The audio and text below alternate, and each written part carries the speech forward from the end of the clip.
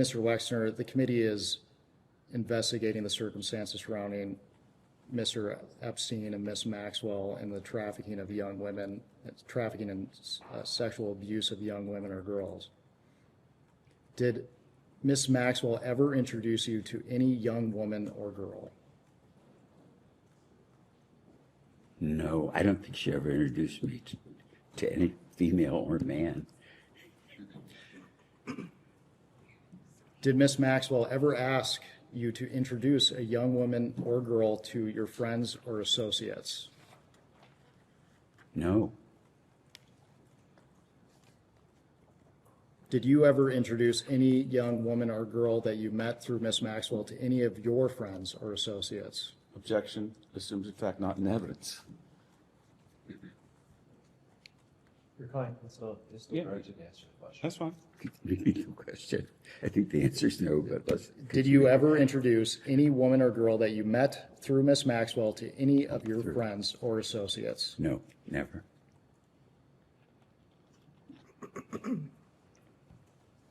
Did Ms. Maxwell ever visit your home in New Albany, Ohio?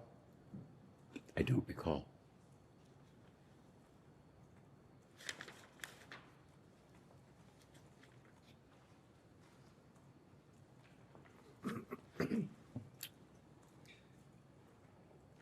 We're going to discuss your business relationship with Mr. Epstein in more detail later, but did Ms. Maxwell ever play a role in your business relationship with Epstein? Oh, never, none.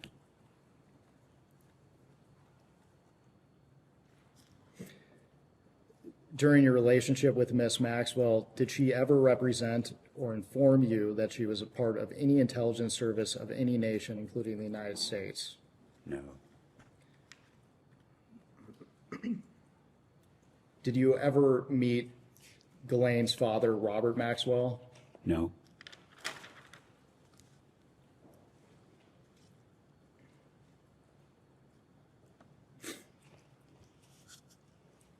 When did you hire Mr. Epstein to officially work for you? I think it was about the mid-'80s.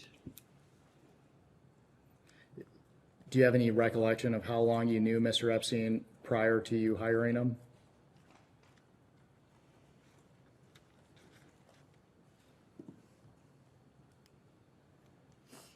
Not specifically. Maybe I met him and that visit in the car, and maybe it was 6 months or a year later that I asked Bob about, I needed somebody to help me. And I think he said, did you talk to Jeffrey Epstein? And I think so. I'm guessing from when I met him first to actually having a conversation, it was probably a year. Just to clarify, that's not actually the time that you hired him, though. That's the time you had the conversation. Yeah, yes, that's, For the record, you don't recall the exact dates that you hired him. no, I don't. Another member of Congress has joined us. Can she please introduce herself for the record? Yeah, Rashida Tiffany, I represent the 12th Congressional District in Michigan. Oh, hi. And Mr. Wexner, can you raise your voice just a little bit? He is trying. I keep telling him he's trying. Speak more loudly. Would it help better if I sat more in the middle? We have the video Okay. set up. Okay, I'll try to speak louder. If I'm not speaking, if you wave or something, it'll remind me. Mr. Wexner, would you characterize your relationship with Mr. Epstein, at least initially, to be solely business related? Yes, Did you at any time ever consider him to be a close friend? no,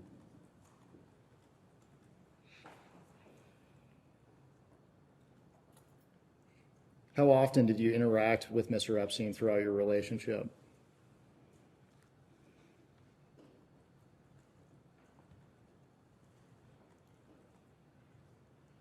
probably a lot of phone conversations, but meetings, didn't see him much.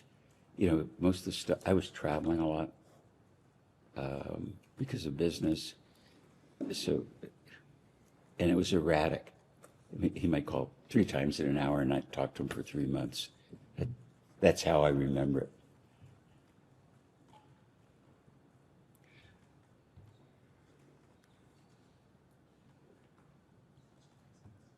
When you were interacting with Mr. Epstein, did you enjoy spending time with him?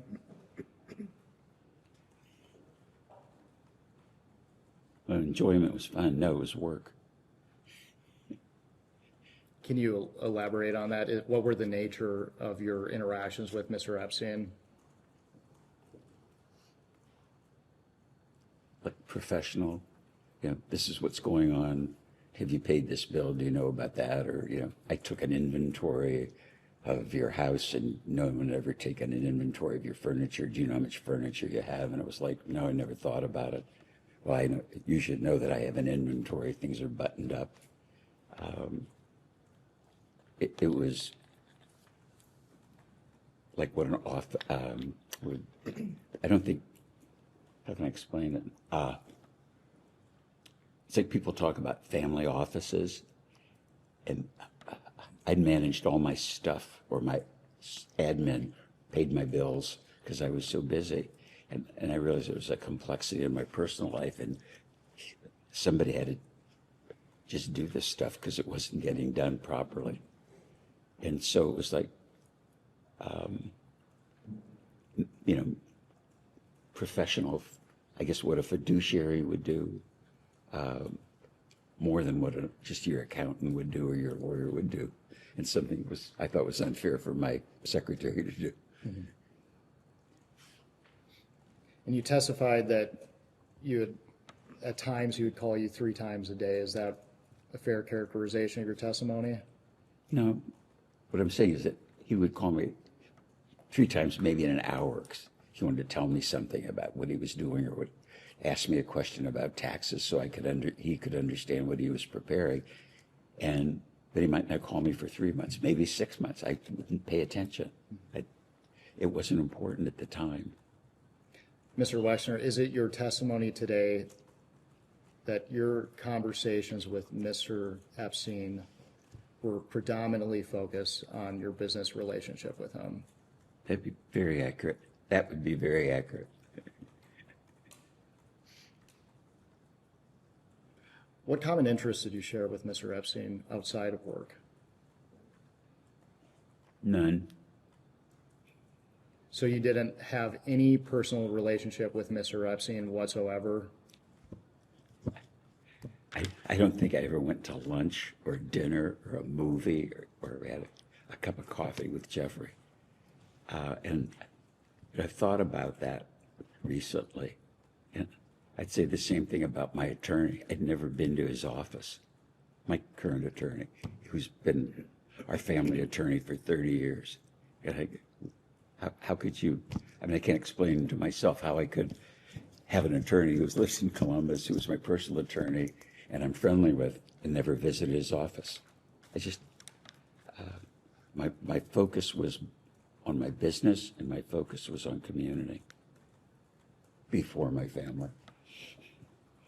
That is, before my family existed. Until your family, not Until, yeah, that's a better way of phrasing it. This is a general question, but approximately how many years were you associated with Mr. Epstein? I don't recall exactly. And to be clear, you at no point ever considered him to be a friend. No, I didn't see Jeffrey as a friend. I saw Jeffrey, as I see Matt, my attorney, as friend. We're friendly, but we're not friends. Obviously, someone that worked for you in a trust position, you're friendly with. You're not in a hostile, adversarial, argumentative position with the people that are advising you. It's been reported repeatedly that you were close friends with Mr. Epstein. Why do you think people would come to that conclusion? Objection, hearsay.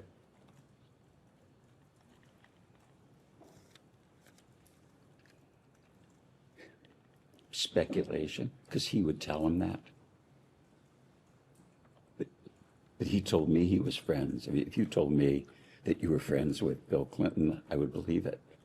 Or if anybody told me somebody was a friend, I would believe it. So I think the perspective that I have now, and I think what's really important for this group to understand, is that as I look back at it, I was conned by the world Olympic all-time con artist.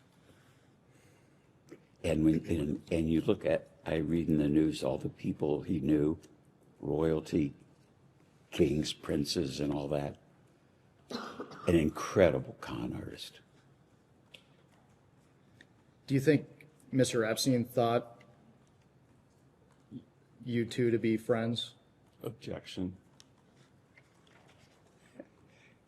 I don't know what he thought.